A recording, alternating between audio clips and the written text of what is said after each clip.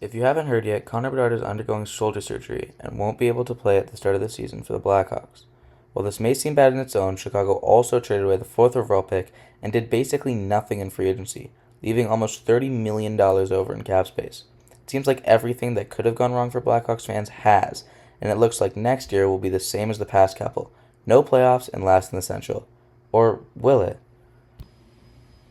Bowen Byram is a Chicago Blackhawk, and while it did come at a very hefty price, surely NHL media didn't overreact. The Chicago Blackhawks just pulled off what I think is maybe the worst trade in recent memory. Looking at this deal, why is it even necessarily a bad thing? Chicago gets a top defenseman who was a fourth overall pick for the fourth overall pick and some other pieces. Yes, picking fourth overall is pretty cool, and the Blackhawks could have gotten a Chase Reed or Jackson Rudolph type defenseman with a pick, but they need someone who can help Bedard now. They need someone who can play actual NHL defense now, and they got that. The last thing this team needs is to get younger, so why take a flyer on someone who might be elite in a couple of years when you already have players like that, instead of just acquiring a number one defenseman who you know will play well? So yes, while Chicago could have absolutely given up less in this trade, I think Bowen Byram is a really nice addition to this team. Now let's take a look at undoubtedly the best part of this Blackhawks team, and that is their youth. Having three top three picks 3 years in a row is obviously very helpful, and they've gotten Connor Bedard, Artyom Levshunov, and Anton Frondell out of it. We all know how amazing Connor Bedard has been, but just to recap, he came to the league in the 23-24 season and lit it up, winning the Calder Trophy with 61 points in 68 games on an atrocious team. Then he had a small regression in 2024-2025, putting up 67 points in 82 games. Less points per game, but it's always great to see a player play all 82 games. He also had a better, while still not great, plus-minus.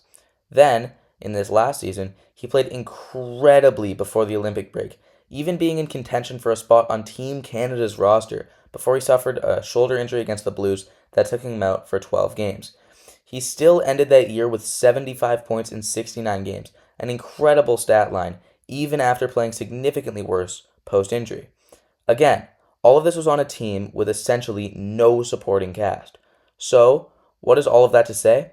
Well, he's proven time and time again how great he can be, so now that he's on an undoubtedly improved roster, I can see him coming back from injury and breaking out, finally becoming what everyone believed he could be before his draft.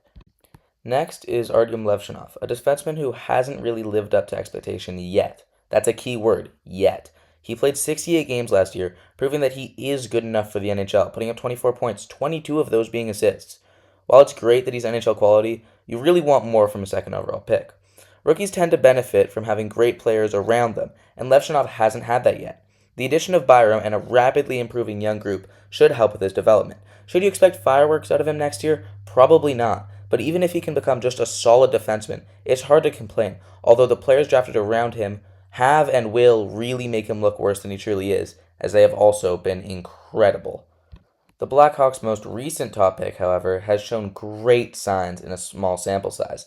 Anton Frondell was the Blackhawks' third overall pick in the 25 draft, and he was good enough to play in 12 games in the year directly after his drafting, an incredible sign of things to come.